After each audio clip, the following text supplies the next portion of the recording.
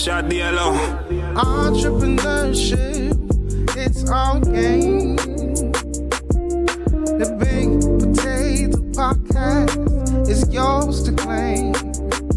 From startups to scaling up, we cover it all, so don't mess up. And we're back. Welcome to the Big Potato Podcast. That's right. Episode number 4, season 2. We are up and running for yet another episode, and we thank you guys so much for always following, always listening, to all our subscribers as well. Thank you so much for sharing and helping to build our Big Potato community. Yep, that's right. Yours truly, Kendell, I'm here.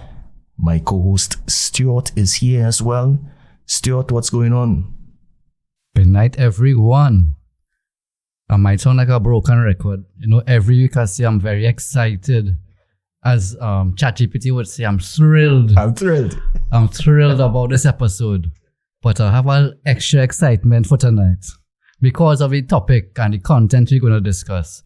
I'm not going to say much. You know, I'll let you do a full introduction as I normally do quite well. So I just will say that I'm very excited, happy to go tonight. And generally, it's been a great couple of weeks. You know, the past couple of weeks been really, really good. So hopefully that time just continue flowing. Yeah, man. Good vibes all around. And we hope that wherever you are, that the good vibes are following you as well. As Stuart said, we've been having a bumper time on the podcast. Season 2 off to a tremendous start. Excellent feedback that we've been receiving on the episodes so far. Of course, make sure you subscribe to the Big Potato Podcast on YouTube and Spotify, as well as follow us on TikTok, Instagram, and LinkedIn as well for all your updates. Send us an email to the Big Potato Podcast with your questions, your feedback, or anything that you would like us to discuss with our guest as well. So, that's enough of me. Time to introduce our special guest tonight. Special guest. As Stuart said, we continue through the industries. Last episode, we explored artists and acting, and really that whole theater, film, and the creative aspects of entrepreneurship. And you know what? People were so thrilled about it. Yeah, thrilled. That we decided we need to stay in the creative arts. And what better way to do that than to do it in music? Music that gives us so much lovely emotion. Yep. Let me introduce my guest for tonight. He's a Fulbright Fellow. He also graduated from the University of the West Indies, St. Augustine, with a Bachelor of Arts in Musical Arts. He earned a Master of Music Conducting with an emphasis on Steelpan performance. What do you hear what's going on here? Steelpan. From the Northern Illinois University, NIU. Former musician with the National Steel Symphony Orchestra of Trinidad and Tobago. He was actually appointed as Artistic Director and Conductor of the National Steel Symphony Orchestra in 2016. Most recently, he is the co-founder and Director of Business Development at Musical Instruments of Trinidad and Tobago Company Limited, MITTCO, focusing on steel pan manufacturing.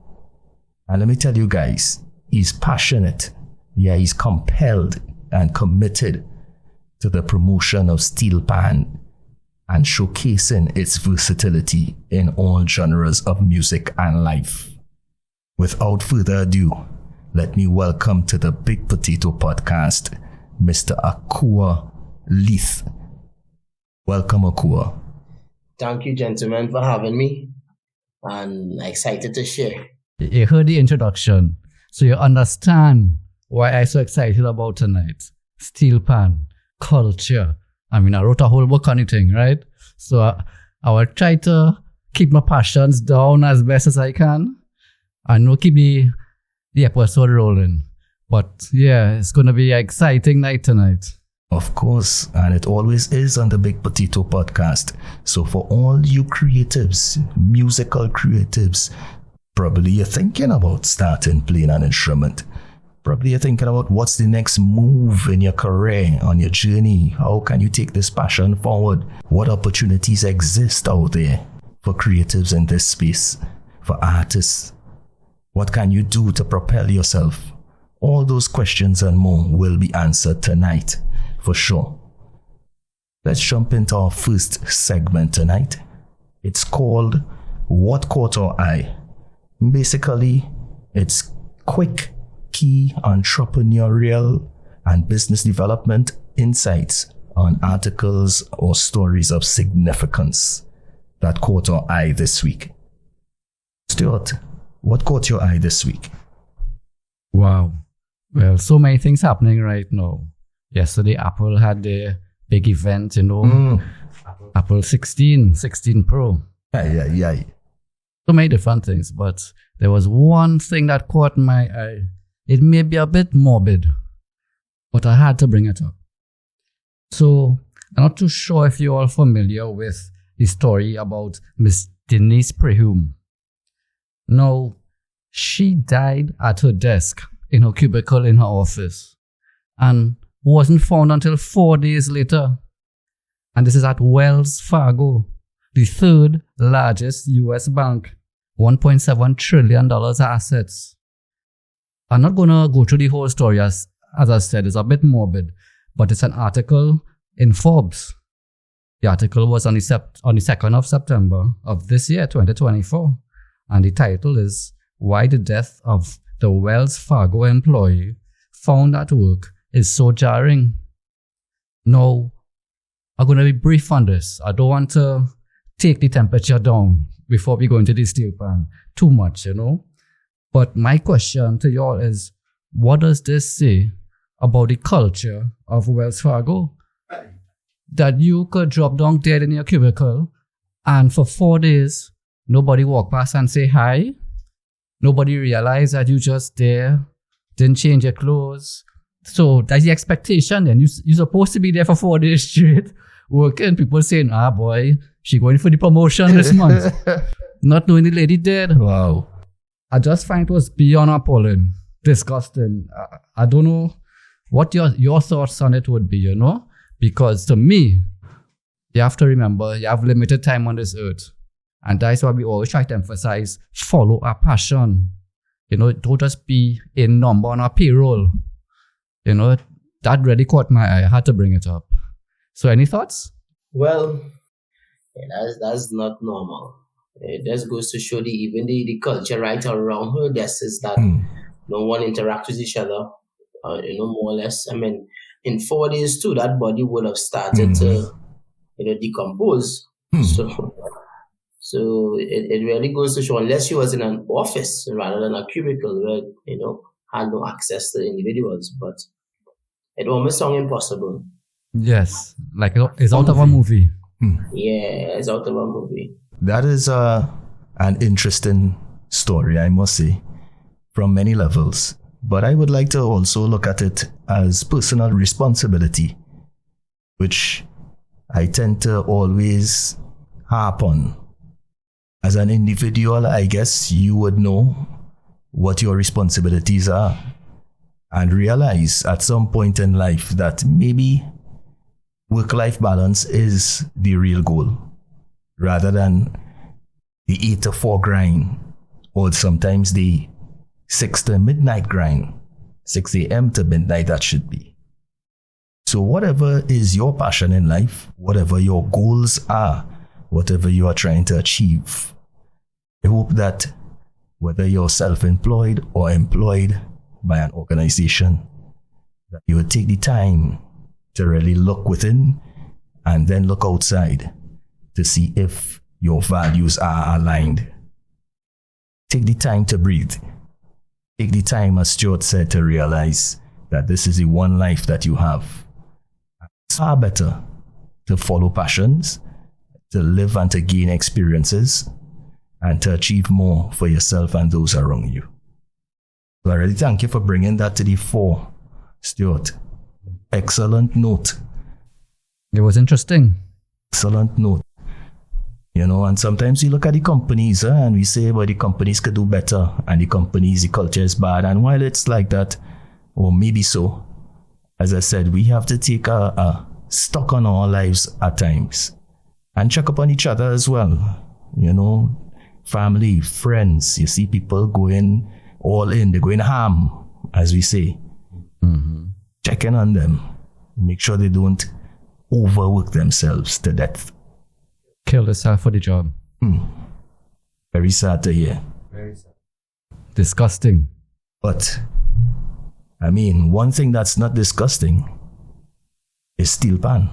And I could tell you guys that on switching gears here to what caught my eye, recently in Trinidad and Tobago, right here at home of all places, and you know this is a hugely patriotic time of the year, a hugely significant time in terms of national history and infrastructure, because we celebrate Independence Day on August 31st and Republic Day on September 24th.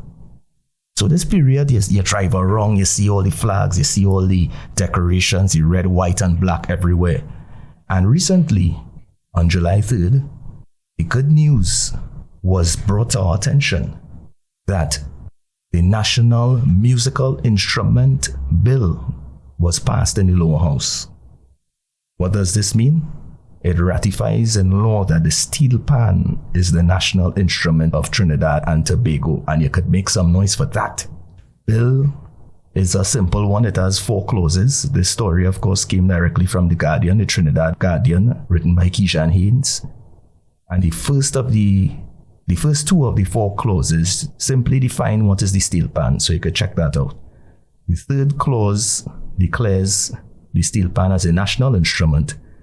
And the 4th clause, which is the most important and I think the most interesting to me, mandates the minister responsible, get this part, Stuart, for culture to report to the Parliament on the development, promotion, and impact of Steelpan locally and globally every 2 years.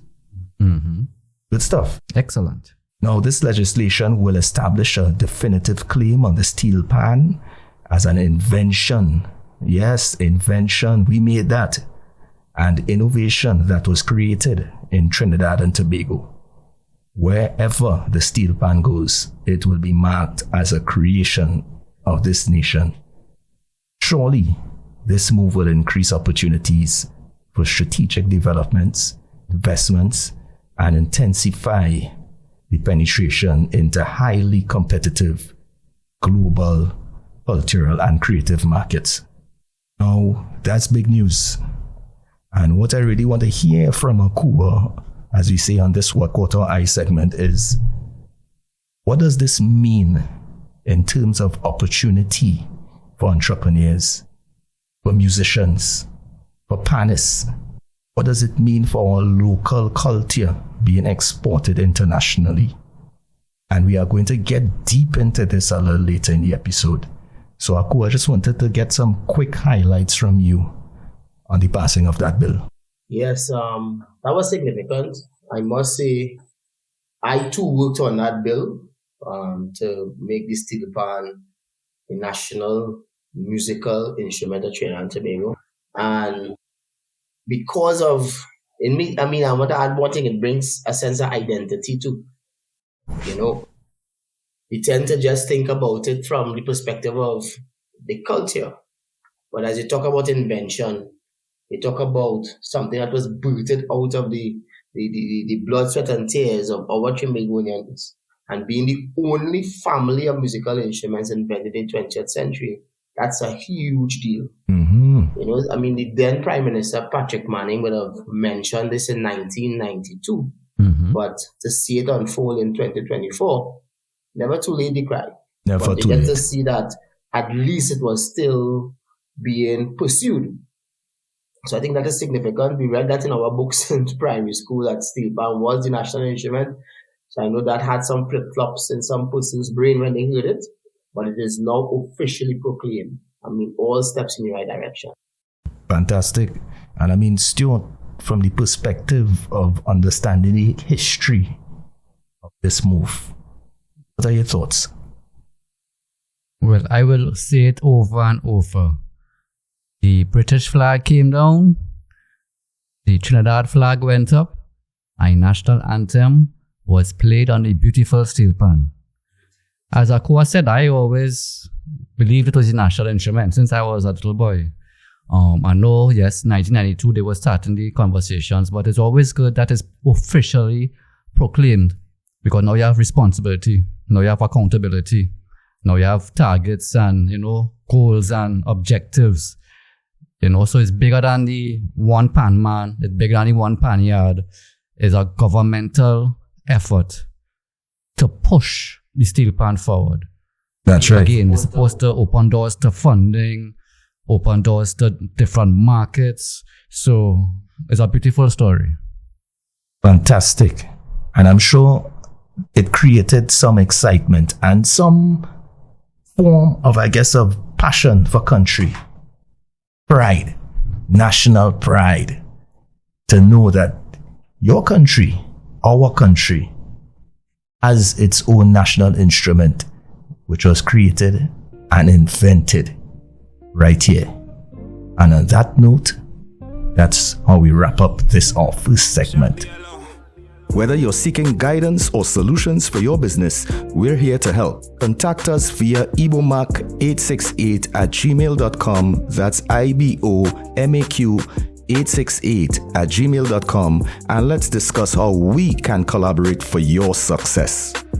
And we're back on the Big Potato Podcast.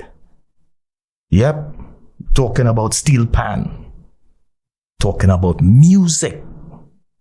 Oh, how we love it. What's your favorite song?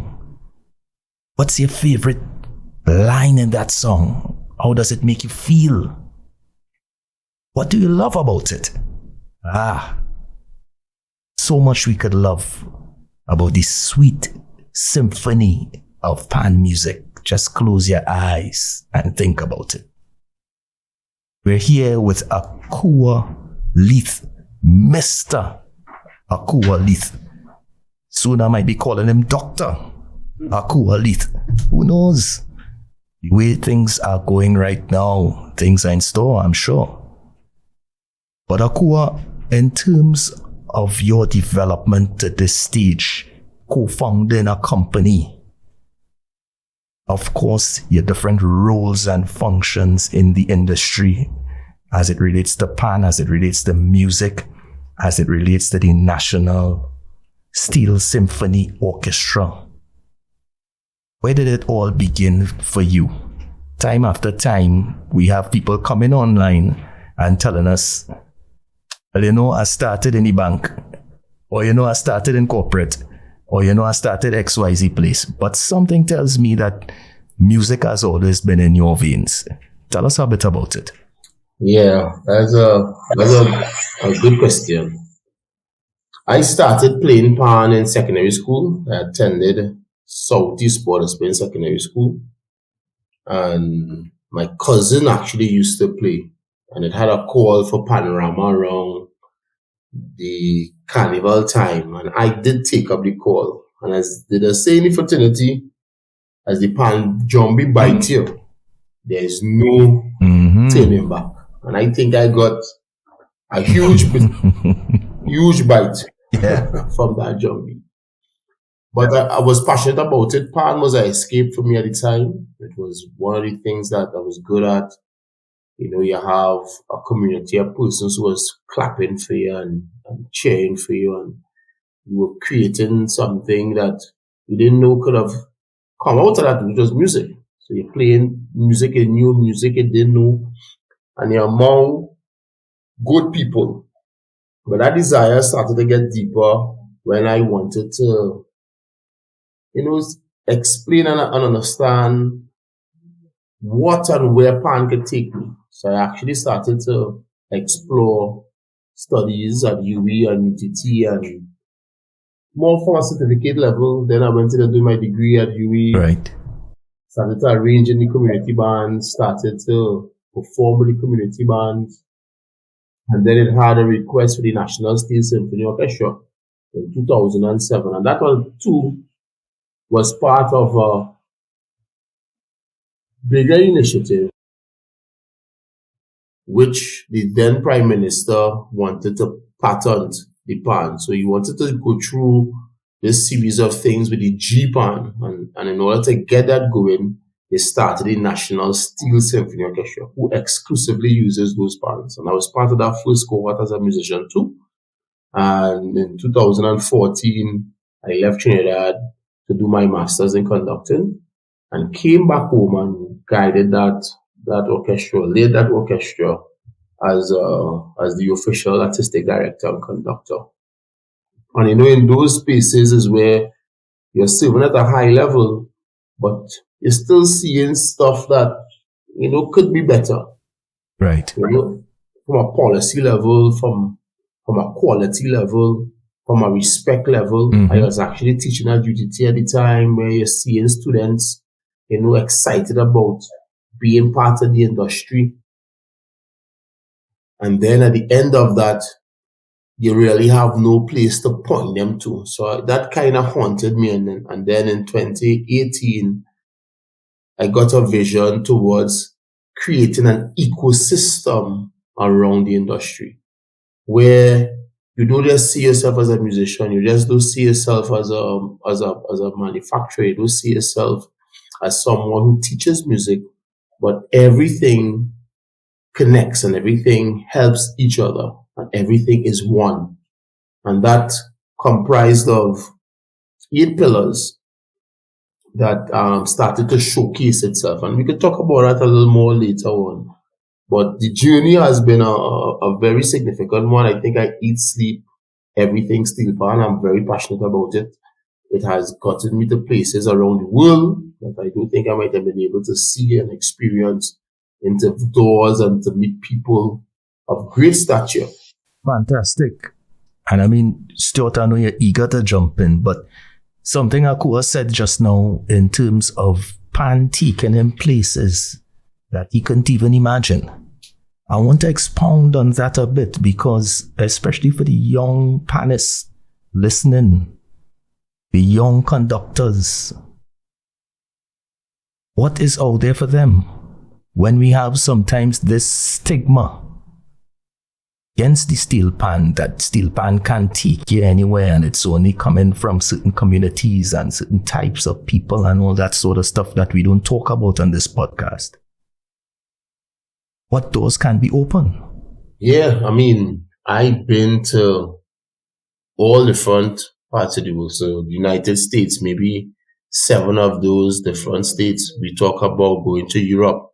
I've been to China. Joshua Gallows now in China, but I've been to China in 2003. I've been to France, Puerto Rico, Spain. I'm talking about Brazil. I just came back from Brazil this year.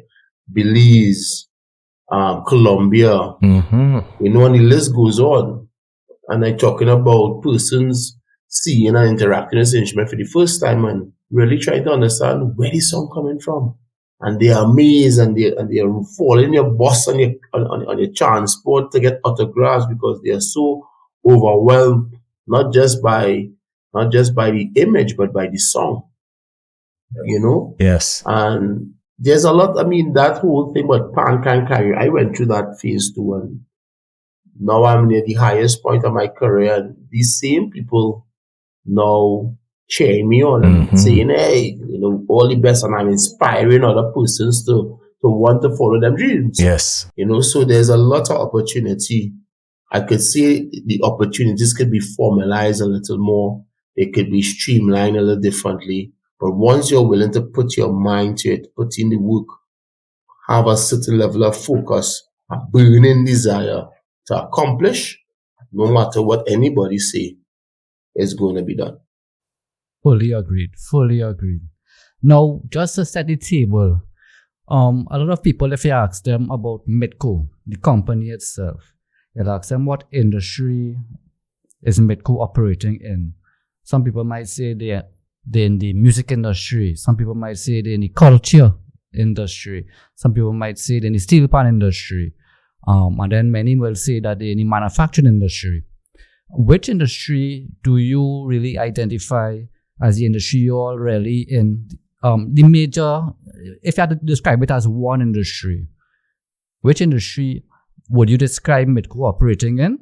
And why you think it's such an attractive industry? Well, if it's to claim one, it will be the manufacturing industry. There are a few things that happen in that space. Number one is a foreign exchange, Most of our equipment and instruments are exported. We have 80% export right now in terms of our instruments. And in any manufacturing space, you're talking about skill sets, you're talking about the opportunity to create new craftsmen and women, that whole creative space. There's the downstream opportunities as well. But for an instrument that was invented in Trinidad, we have another step towards the national instruments recognition. We actually gained the other day the geographical indication. So when you're talking about champagne, and champagne can only come from Champagne, you're talking about a switchwash could only come from Switzerland. An authentic steel pan could only come from Trinidad and Tobago. And those type of policies is really bringing an opportunity for all the manufacturers, not just MITTCO, but all the manufacturers who manufacture a substantial product locally to gain the market share that is deserving towards them. So the manufacturing space has a lot of opportunity, and let's see how we could continue building that block and see possibilities for the future. I like how you said authentic steel pans can only come from Trinidad and Tobago, because you'll hear people asking, I know the steel pan being manufactured in America. I know they're being manufactured in China. You could buy the imitation if you want. But if you want an authentic steel pan, it has to be manufactured in Trinidad because of those geographical indicators that Akua just mentioned. So, yes, I'm very happy about that. Yes.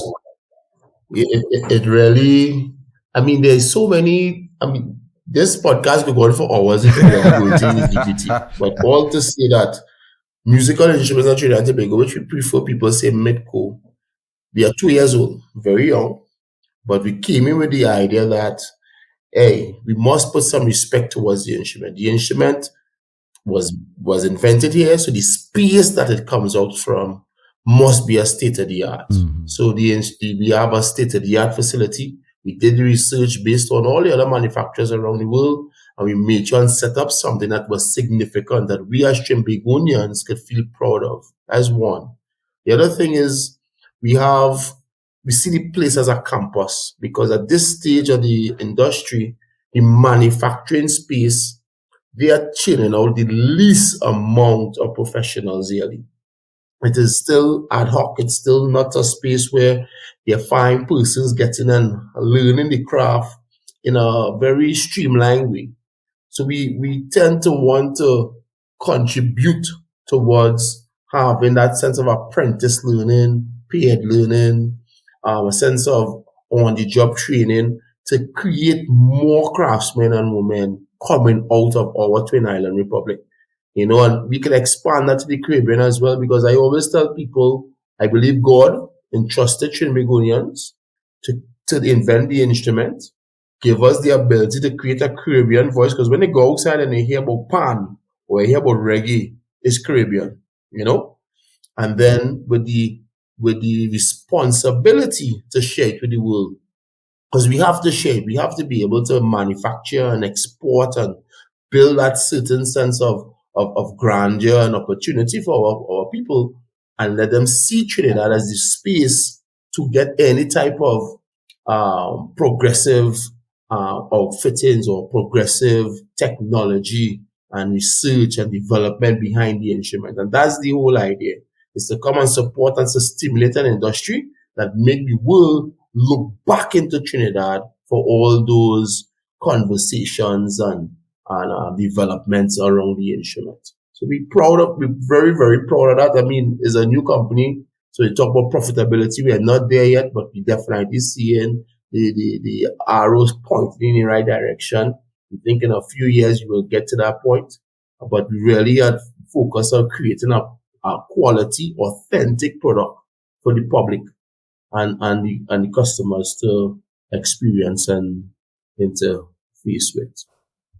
Fantastic. And I mean, you could hear the passion, huh? Yeah. That is the passion, Stuart, of a founder, of a business, of an entrepreneur. Can't be replicated. And not. And I mean, on that note, Akua, a lot of what you said there in terms of being in the manufacturing industry, and I like the part, especially where you said that they turn on the least amount of persons with a particular type of skill that are able to move forward. And in terms of this, what sort of innovations, because I could tell that you're very innovative, what sort of innovations is MITTCO doing in order to really streamline this process? I mean, if you could share some of it with us to understand that better. I know for sure you all have been working on some serious strategic partnerships and so on. So what sort of other innovations are you all trying to do in the manufacturing process? Yeah, and that's a good question too, because when we were doing our research, we could have gone down the way of developing machinery. We have a guy out in the States who actually 3D printing pans. And we came back home and we said, you know what? Let's marry technology with craftsmanship. So we'll do certain things to aid the craftsman in doing their job and have a more efficient process, but not to replace them, you know? And in those intrinsic type of development where you're seeing that level of pass on, I should say, if let's have a better word, of the skill of manufacturing, we should protect that. That's our heritage. You know, that's what the grandfather and the grandmother and all these people with the ponging and the burning and all these different things. We should understand that as well. But beyond that, some partnership, we definitely need a collaborative approach towards this. We don't want to come in as if we are heroes. We don't want to come in as if we know all the answers. So it's how can we now streamline all the existing manufacturers and other accessory builders to see us as a partner and to see ourselves as partners in this thing together. One energy trying to supply the world. So places like NGC, places like MIC, we're talking about the CBQ in schools. We're talking about coming up with a process that is streamlined in a way where instead of waiting till somebody is a professional builder, they can start adding to production via just learning to sink. After learning to sink, learning to draft. After learning to draft, you learn to countersink. And we're having persons develop their skill sets as they go through the processes. So our factory is built out in that way. It is actually purpose-built, where you could see every point of the manufacturing unfold through these different ways. And then with that type of approach, you find more and more youth are being utilized within the production process. You know, so in the near future, we really want to start developing those type of outfoldings to get to a point where we are churning out 10, 20, 30 builders and tuners a year. That is adding towards what the world is. Because again, these guys who are tuners and builders today, they are definitely just living off of the upkeep market. Meaning the retuning and the of the instruments for competitions, they don't even need to make a pan again, and they can have a comfortable life. But we really need to see more persons getting into the market. One of our builders, he's out a month in Japan, just replenishing pans that would have been sold years ago. So those type of things, the upkeep market is a healthy market. the manufacturing space is a healthy space. Right now we are playing catch up to get some of our tenors ready to be sent out to the customers because of the demand and based on our supply. Fantastic news. We can. What I could share too, one more thing is that we do have some challenges locally. Quality drums, we get our drums from Japan as a problem we had to solve. In 2020, when we were coming on as well, the chroming plant in Trinidad had burned down, so we had to solve that problem. So we chrome our pans in Iowa, but we did receive a quality drum and a quality chromer. But those things, for us to be able to expand, we need to have those things available to us locally. So things like that is what we are strategizing on. Do we need to start a drum plant, or do we need to encourage some other entrepreneur to be that supplier of a quality drum based on our specs and so forth? Because we are now making pans from drums that were made for Steelpan manufacturing. So it's no longer, well, at least on our end, used pans. We are not using any oil drums. We are using virgin drums for our instruments as well. So there's a lot of things there in that manufacturing space that is building momentum. We now have the ministry, as I said, seeing the need to have funding and grant funding available to some of the artisans. So that too is bringing an opportunity to start to give persons more opportunities to expand and to set up properly to really be able to take on the work. No, this is excellent news, Stuart. Excellent. I love any conversation.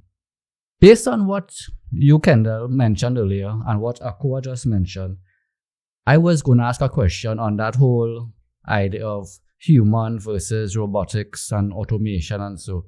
But the thing is, the tuner is not just about doing a task. It's really about hearing is a skill. So that is not something that occurs in a couple of months, at least to be on the highest level. I'm happy Akua thinks, well, it's suggesting that, they want to reach that point of about 20 tuners coming out on an annual basis. That will be excellent. I know Mr. Duncan in Kiev Chazando doing a marvelous job. Just as he said, just upkeeping, retuning, it's a big opportunity. And what Akua said just now there, not necessarily having the drum syncing and that part in-house, but maybe encouraging a different entrepreneur to take up the opportunity. So that's a good thing that I picked up, that, some people want to do everything, and move away from their core competence and just try to corner the market. But no, that's some wise words Akua just put there. See if it fits your company vision. If not, encourage someone else to do it. That's how the landscape will grow. That's how the ecosystem will grow. That's how the silos will come up and form together, and it's Transformers and Voltron. All of a sudden it's a superhero. So you need the elements to come together. So I just wanted to mention that. But on another note, I have a vision, and I've been telling this vision to people for some time. But my vision is that this August period, this patriotic period, this Steelpan month, the Pan Trinidad water competition, where you play a classical piece, you play a traditional calypso. That was very, very good. It was an exciting competition. So my vision actually is that I see a future where this period could attract just as much or more tourists to the country than Carnival. And I see that as an exciting future with a lot of opportunities for MITTCO. So I just wanted to find out from Akua if he shared that vision. Mm-hmm. Yeah, definitely. I mean, Steelpan month, or which we call Patriotic Month, from August all the way up to Republic. I actually partaked in that competition. I came second for the Couva Joylanders, and I actually composed a piece called Steelpan, a divine intervention delivered through us. I will send you that, Stuart. At least you will be able to at least take in that composition as well. Send it. But yes, it is for us to be able to go beyond the need of just having pan showing up in one part of the year, which is Carnival.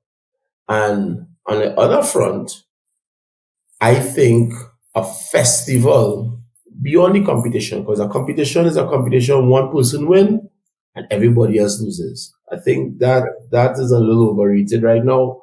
We need something that creativity wins. Where you show me what you want to do with the instrument. We invite other parts of the world to show us what they are doing with the instrument. And that type of festival of showing and showcasing will definitely start to, I will say, rally even more persons than the carnival period in Trinidad and Tobago. The instrument has power. The instrument has, and it's young, it's a baby, it's now building that momentum of excitement. There are persons in the world, or places in the world, who have yet to experience a Steelpan. And that is a fact. And if we really start to put in the right resources and the marketing behind the power of this instrument, I can see that vision coming to fruition. So then I think August is a holiday time. It's when persons do their most travel. It's the nicest time of the year in most parts of the world. It really gives you an opportunity to create one of the largest festivals the world has ever seen, utilizing our national musical instrument. Manifest it. Amen. Speak it into existence, brother. Manifest it. That's the vision I have. What about you, Ken? Have you seen that? I am seeing it, and I am seeing it being led by Akua Leith and Stuart Fortune. A collaboration between MITTCO and the Big Potato podcast. And I mean, on a very serious level, I'm manifesting that too, because that is important, you know. And these are the synergies and the linkages, you guys, that we look for when we network with our guests, when we bring them onto the podcast, when we have discussion during the show, after the show, before the show. It's about building business. We can't be talking about it and not practicing it as well, right? And you could hear that we are very passionate about this. This is our social entrepreneurship.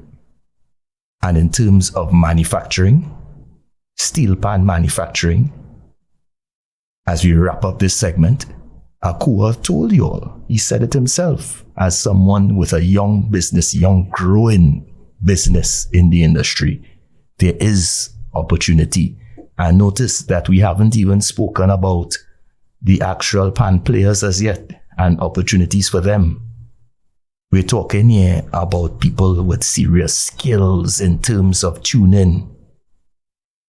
I mean, if you could do that and survive comfortably on upkeep, which is basically maintenance, you could say. And travel the world at the same time. And travel the world. Stuart, you want to go Japan and do some tuning? Hey. Right? I have to learn how to tune first, though. Exactly. Guys, opportunities exist. All around. Stay tuned and look alive. We'll be right back. From Ibadan to Helyard, from slavery to independence, learn how Helyard, the Trinidad All-Stars, created the Trini identity and how that was leveraged for our independence. Get your copy on Amazon now. And we're back on the Big Potato Podcast with Mr. Akua Leith. Yep. Co-founder and business development lead for MITTCO. They're doing all the wonderful work out there, manufacturing steel pans. And you heard him talk about his business so elegantly in the last segment. But now we need to find out a bit more about the actual players of these instruments. What's in it for them, Akua? With the passing of this bill, with the development of companies like MITTCO, opportunities exist, of course, in those spaces. But so many pan players out there, some very experienced, and of course, as you said earlier, a lot of young people getting into pan as well. How could they push themselves forward, not only in Trinidad and Tobago, but in terms of the global space? Yeah, I just want to, because you started off at the end of the last segment talking about manifestation. I want to really, that kind of took me back, because sometimes when you're on these podcasts, I don't tell the true story because maybe not everybody could understand that way. Right. And in 2018, I got a vision from God about these 8 pillars. Manufacturing. He said you must set up a state-of-the-art facility that rivals everyone that the world has seen. He said, pillar 2, you must see it as a campus / a conservatory where develop the craft and develop the musician.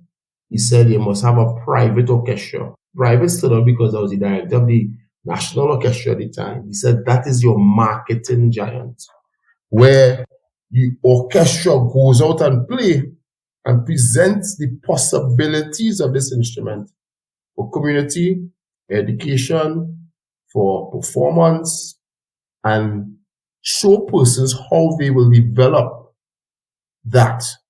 He said, someone wants an answer, and they play in China. China wants an ensemble. You give them the blueprint. You send them back to the manufacturing. The manufacturers build that pan. Now they have the pan. Okay, what next? They need to learn about the instrument. You either send up someone from the conservatory, or you send up someone, or you bring someone down from them to have now educational tourism, and you train them up to be able to execute on the pan. And the mission is pan in schools around the world, pan in communities around the world. And that alone will create so many opportunities for our steel panists, our steel pan teachers, our steel pan arrangers, composers, transcribers, our brand ambassadors. Everything will now start to build momentum around it. The 4th pillar was a museum, understanding where the pan come from. You have to be able to see it from convex to concave. You have to see rusty, old pan, 3-note, 5-note, grounded, whatever it was. You have to see the evolution of where pan was to where it is today. And then, who was responsible for that evolution? You must have a Hall of Fame. Because at the end of the day, when you done do all this contribution to immortalize your contribution, you have to live somewhere. You have to live in a space where people can read about your contributions. And I think we trivialize that in Trinidad and Tobago when it comes to our icons. Basketball have it, rock have it, business have it. All these first world nations understand the value of letting the youth see and experience who came before them. 6th pillar, research and development and scholarships. We need money. 7th pillar, we need to have a festival. So when Stuart talked about the festival, I was able to say off the bat is a brilliant idea. He said creativity have to win. You must have a major festival. And the 8th pillar was a performance piece. People travel the world to Mecca to exercise their Muslim rights and all these different things. If you are panist, you cannot be a panist and never come to Trinidad and Tobago. And those were the 8 pillars that came. And I'm telling you not, or I'm kidding you not. When I got it, I said, Father Lord, I accept and I will make it happen. And then I started sharing the idea. I ran into Mario in a car park and spoke to him for about 2 hours. I spoke to my mentor, Mr. Hackett. And in phase 2, I met the Haddad brothers through an introduction from Dr. Len Buxisha. And that's the team who literally now is manifesting this vision. And everyone playing a critical part. The Haddad brothers, as you talk about business, how does business and music come together? How can we now show that collaborative point where the creative and the business persons could have a symbiotic relationship, firing on what they know best. I know the pan very good and they know the business very good. They also have the resources for the funds, and I definitely have the enthusiasm and the vision for that outfit. So that has been working, and I think this is the first time that at this magnitude something like that is happening. So I'm happy that you left off by saying manifest, believe in what you do, business, have these things in your corner. And I think the rest is... Well, I'm going to tell you, that was so beautiful. I love it. I looking for this 8 pillars document here, you know. No, I love to hear intelligent people speak. I tell you, I love to hear intelligent people speak. You heard what he said? Team.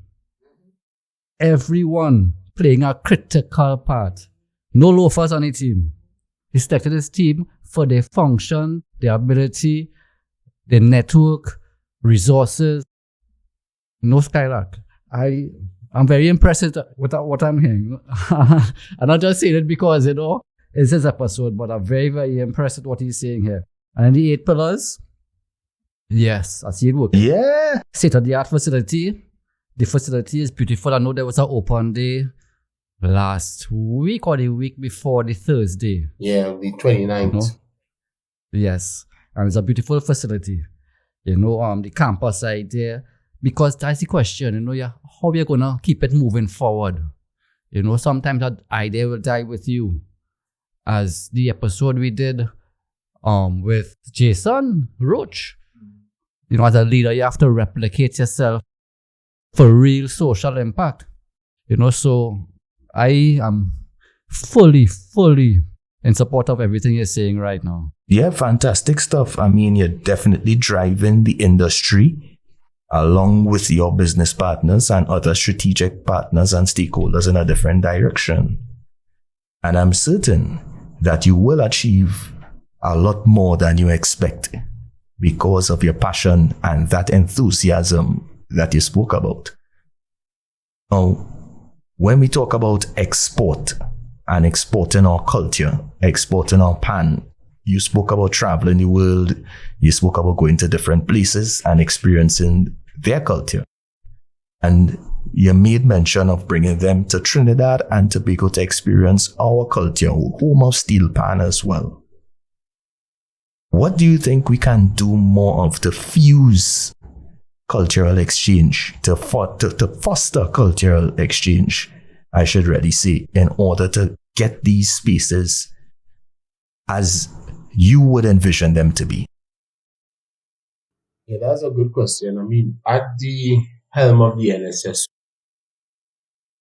we created something called Ambassador Connections, which literally was NSSO introducing to the ambassador spaces or diplomatic corps what we do best and how do we do it, and then asking for some type of collaborative involvement. So where we will create a concert, they will bring in one of their professionals, and we will create music from them, and they will play music from us, and we'll do a show at Napa or at Central Bank. Right. And that experience, the musician now goes back and say, hey, Steelpan is real. It's a real instrument. And the embassies now seen it as a possibility. And now they have the NSSO now looking to make a tour. So things like that definitely stimulates that type of cultural exchange. Right. There's also, recently there was the naming of Port of Spain as a music city under UNESCO. And that's a significant one as well, where I think there's I can't remember the number, but there are a few music cities around the world. And within their spaces, they invite each other to come and do different types of performances. Beyond those things where you wait an invitation and you probe, you definitely need to pick up yourself, get a level of investment, and go on the road. Set up somewhere, start to play, engage with professionals, go on YouTube, go on Facebook, take up your Instagram, go on LinkedIn, send messages around, do a proper recording. So we have to not just sit and wait for those opportunities, but create those opportunities for ourselves. And I think that is something we lack in Trinidad at times, where we're really looking for the handout. We're really looking, when I say handout, we're looking for the person to give us the best call. Whereas you might have the opportunity and deliver that call on your own. So creating that, blazing that trail, being someone who is leading the charge and doing things that has never been done. And, I always tell people two things. Based on what you said in terms of the collaborative effort is, all as the tide rise, all boats rise. That's how you have to see it. Exactly. The second thing is, if it is when opportunity meets preparedness, is when you become lucky. If you're not prepared, if the opportunity comes, even if it is to buy a house for $10,000, but if you don't have the $10,000, you lost that opportunity, you lost that good luck opportunity. So we have to be prepared. We have to be prepared. We have to be prepared, and we have to look at the impossible and make it possible, and make the impossible say, I am possible. And that type of mindset, that type of approach to life, I think you start creating things that Trinidad and Tobago has never experienced before. New frontiers, definitely new frontiers. Well, they say timing is everything. And to me, anyone involved with Steelpan at this time, you made the right decisions. To be a manufacturer of Steelpan with global aspirations, not just aspirations, you're already doing it. At this point in time, the future is very, very bright. Now, let me ask a question. In fact, I'm going to make a bold statement first. I like these bold statements. A Steelpan orchestra could compete with any classical European orchestra. Yes, I said it. Right? We could sing just as good, even better. Yes. We have the guitar pan, cello pan, tenor pan, all these different pans. So, first question is, how do you see us as a nation starting to appreciate that we know less than anybody out there with our instrument that we created out of some people will say the garbage bin, the biscuit, the old biscuit drum, all of these throwaways then. These throwaways that we were able to turn into this international sensation. Mm-hmm. So that's the first part. How do you get people to accept what we have created and how amazing it is, world class it is? And then secondly, are there any other instruments you think may be lacking in the Steelpan family that you might try to, innovate and create on your own? Everything comes with awareness. So it's how do you present the instrument in different ways. I think most persons' interaction with the Steelpan is via panorama. And if you don't understand the culture, the panyard, that could come across kind of harsh, and persons could think it's just noise. But what's really happening is persons are learning their parts, and it's not organized at some point, and then the arranger comes, hit the pan, and then it comes together, and then you hear music unfold from that. But a lot of people don't spend enough time to see that manifest. So that's one. So we need to present the pan beyond panorama. As you said, the music festival type approach, where it's a classical music.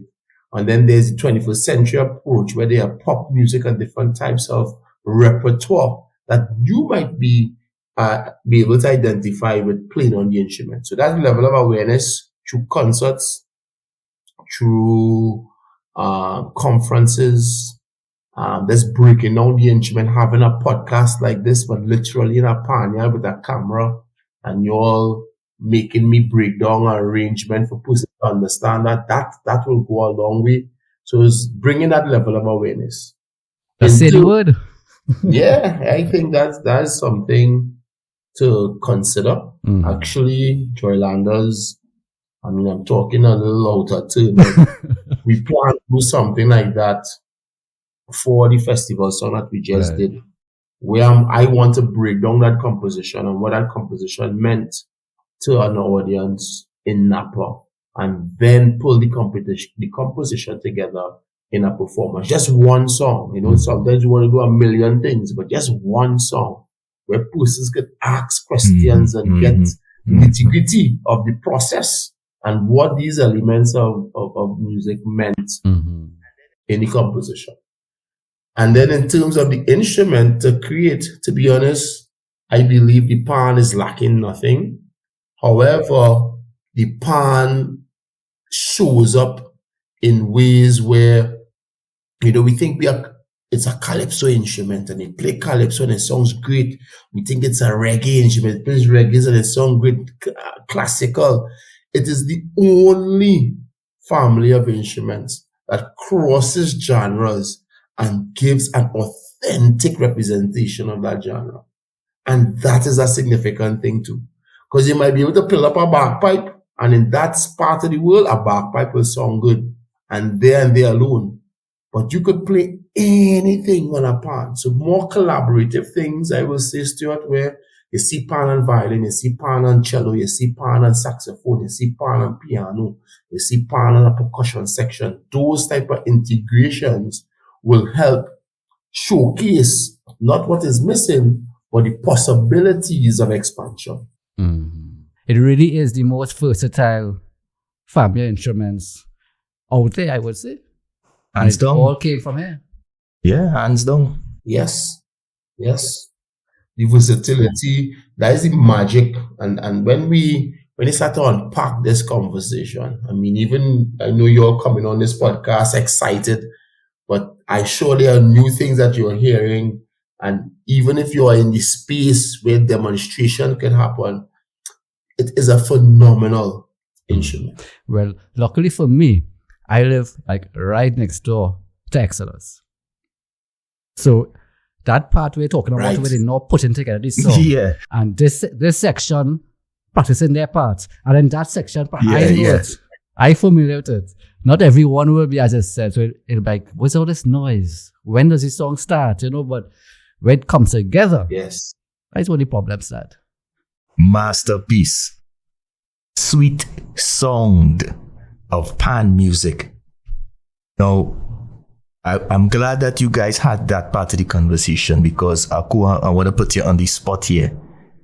And it's probably not on the spot because as a master of your craft, you would know the answer, or at least be able to provide some insight here. I want us to go through a short list of the opportunities for entrepreneurs, because at the end of the day, this is an entrepreneurship podcast. You yourself are an entrepreneur and doing quite well in a very innovative space. What are the opportunities that exist? If we could just do a short list, and I will start off with my co-host, Stuart. He wrote a book around the instrument. That same topic he was discussing in terms of the Hall of Fame. Exactly. My book will tell you about Cap Neville Jones, Sonny Roach, George Goddard, Leo Warner. It covers that whole history, so... Yeah. Boy, I'm not selling my book. Well, it had to sell at the end of the day. And then you yourself, Akua, you doing a whole manufacturing side of the instrument. So that definitely, just from those two businesses, those two ventures alone, you could see two different spans and outlines that you could take from this one instrument as an entrepreneur. And this is from someone, Akua, who is a true tried and tested pan player and musician. And from Stuart, who I can't attest for his musical versatility with his sticks in hand, but definitely his historic research and background and presenting the cultural aspects.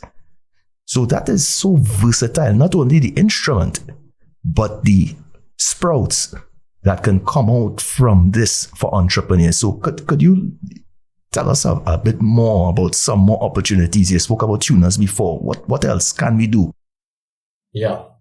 So we talk about player. You could be a panist. soloist, you could be an arranger, you could be a composer, you could be a conductor, you could be a teacher. In panorama, you could be a drill master. Around the manufacturing space, you can make sticks. That's a critical part of the industry. You need sticks to play. You can make cases. The pans need to be protected. You can make stands. The pans need to be hung on stands.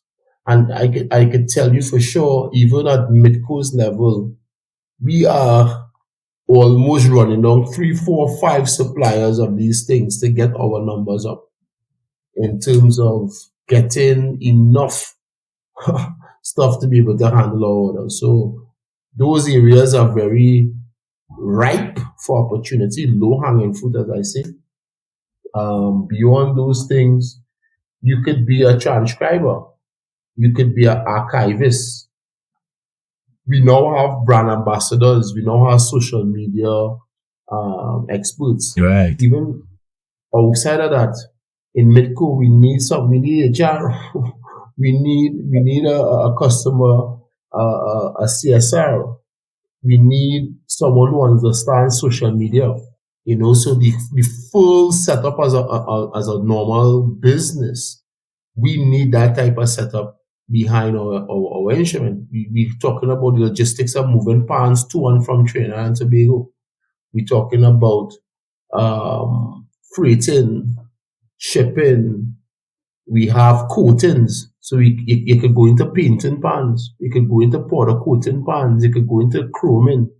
You could go into the point of just being a polisher. You polishing the instrument before it goes to chrome. You could be a groover. You could be a builder. And I'm sure that this could go on more and more. There are people who supply the hammers for the tuners and builders. That's an area by itself. Persons who supply the table that they work on. People who are researching deeply on why and how they can make that process easier. Because we have an engineer called Andrew Duku who literally engineered some stands that will have the bases flip by just touching it on with one finger rather than having to lift it up and down. And a router table that affords the pans to spin while it's being sung. So there's so many other things that are unfolding alongside the manufacturing and the performance space and the teaching space to get different types of entrepreneurs around our national musical instruments. You heard that, so many opportunities. People look at the pan and they look down at the pan. That is for them people. Mm-hmm. But there's so many opportunities. The future is in the pan. Yeah. I've seen it. It's a wide, open, blue ocean. It's a swim around. No sharks eat up anybody yet. You could just take a dip in the cool water and enjoy life. I've seen it. But there's one thing you touched on there, the CSR. You're looking for CSR. I went to the Panas and I saw you all were there and I saw you were featured at the start of the Panas, the story documentary. I was very pleased to see that. So that is I'm assuming one of the initiatives to support the culture, support the ecosystem, get the message out there.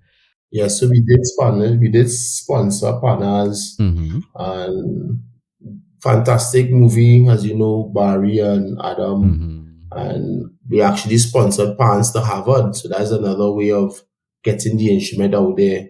So there's a lot of that type of thing. We sponsor Pan Tobago, the national anthem. So we do our part when it comes to that for sure. And I forgot to say, you could be a writer. Exactly. So you could write out the history like Stuart did. There are opportunities. There are untapped areas as we speak.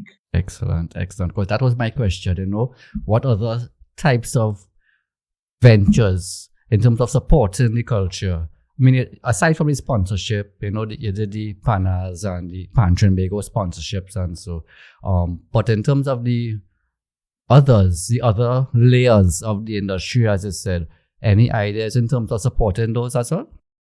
Yeah, we it had Pantopia, which was a musical based on, as I say, the whole evolution of Pan. Those type of things. We see it as one big ecosystem beyond just the instrument. Talk about the arts. I mean, at NSSO level, I had an artist actually painting as the concert went on. You know, be impacted by this and see what's happening. We do have collaboration with spoken word. I hope it's that way you mean in terms of the other parts of the culture. But yes. Oh, and all the opportunities you outlined just now there, you know, how you plan to support, not all of them obviously, but some of them. Yeah, all those things are unfolding right now. The MITTCO ensemble is up and running. So we have in our circle 21 musicians. Everything I said there, to be honest, is things that is actually unfolding right now. You know, for Panorama, the drill master, I'm a drill master for Panorama. We have arrangers, we have players, all these things. There are people who are employed, not all full time, but definitely could make some type of living. Maybe, I mean, this is the point, is short term because most of it is around Carnival, but we could expand on these things because there are now panoramas around the world and where they are sorting out Trinidadians to be part of that. Sticks pan 2000 cases, we have syrup pan cases, stands, we have guppy making stands. So all these things that I'm saying, we already have that as part of our ecosystem. Well, I am so happy with having this conversation tonight. I told you at the start, I was excited because the synergies between the topic we're covering, you know, my book, it's a beautiful conversation. You see that it's a bright future. I'll say it again. It's intelligent people operating within this space with plans, with business acumen, you know. High business acumen. Yeah. It's not just people who, as people will perceive, you know, just come out a certain area and just hitting pan and making noise and causing problems. No. This is bigger. This is bigger than that. And people need to understand that we're standing on the shoulders of some serious giants from before. You know, that whole transition from the tambour bamboo to the concave, to the convex, the Elimanets, the Mothman, the Spider Pan, the Bonaparte brothers bringing cords to pan. You know, it's such a brilliant and beautiful history that the more people in Trinidad understand it, they will understand why it's a national instrument and why it brings so much pride. Because I always tell people, the Steelpan was invented by Trinidadians, but the Steelpan created the Trini. Nice, I like that. So it's a back and forth. Oh, Akua, I'd like to thank you so much for spending time with us tonight on the Big Potato Podcast and really delving into all things pan. As we said, we could go on and on and on, but we really wanted to keep the discussion really around what Stuart just mentioned and really about those synergies and integrating the pan music, the steel pan, the movement, the industry, and the entrepreneurship, business development. You know, one more thing. I know we're wrapping up, but let me just end with this. People don't realize Steelpan is a multicultural product. I want to say that. Camille Thomas, he wanted to sing the first note in Helyard. His father was Chinese. His mother was African. Pierre Wilbert Ford, his father was Venezuelan. His mother was African. So it was always this mix of different cultures when Lennox Bobby Mohammed came out as an Indian influence. Jet Samaru. And Lennox Bobby Mohammed was the youngest person to win Panorama. So it was always this mix of cultures from day one. So I think that might be why the pan's so versatile. Because it comes from a diverse background. Hallelujah. But let me stop because we can really talk for hours. Literally. A melting pot. That is it. No. Akua, as I said, as we wrap up, we really appreciate you taking the time, bro. Wish you all the best. And I want you to leave the listeners, the audience of the Big Potato podcast with some inspiring words. And I would also want you to tell us within that, what has been your most rewarding moment thus far along this journey? I will say the fact that I listened and I accepted the responsibility. And just to see the fact when MITTCO came on the scene, persons, as you all know, because it's something new, persons was afraid and they didn't understand the vision because it was something Trinidad have never seen.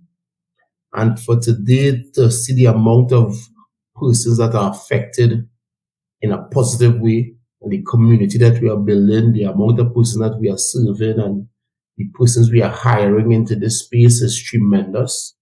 And that's the way. Even if profitability comes 5-6 years down the road, it was already a successful project when we said yes. Mm-hmm. And in terms of the words, I have a saying, all things are possible.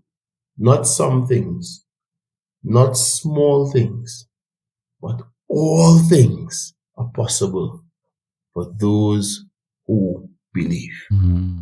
And that's what I want the people to hold on to. Starts with the mind. You see it, you believe it, and you will achieve it. Thank you so much, Mr. Akua Leith. Definitely a great person, great man, great personality, and on the way to even greater successes in his life, his family's life, his colleagues, and of course, all of his partners in his business. All the best to you, Akua. And again, a true entrepreneur, willing to take the risk, to follow his passion for a dream and a goal that's bigger than himself. Thank you, gentlemen. I really enjoyed this conversation. I really enjoyed it. So thank you so much, Akua. I think we'll have to talk again offline. But we'd love to have you back at some point in time. And all the best to you. Success to MITTCO and to your team. All right? There's a bright, bright future ahead. And as I said, the profit might be there as yet, but the victory already there. Amen. Thank you, gentlemen. All the best to you all as well. The Big Potato Podcast. Let's go. And that's how we wrap up this episode, number 4. That's right. Oh boy. I think we need a Steelpan version to our intro and outro music, Stuart. What do you think? Well, when I go home, I go and make Exodus. The right on the corner. So, I definitely think we would need to check Akua and the MITTCO team soon, sure, and really get that done. Because going forward, we'll need that for intro and outro. Can't wait. So all my entrepreneurs out there, all my musicians out there, all my Steelpanists out there especially, we love you guys. Keep pushing forward. Everyone in the industry, don't give up. Entrepreneurship, it's our game. The Big Potato Podcast is yours to claim.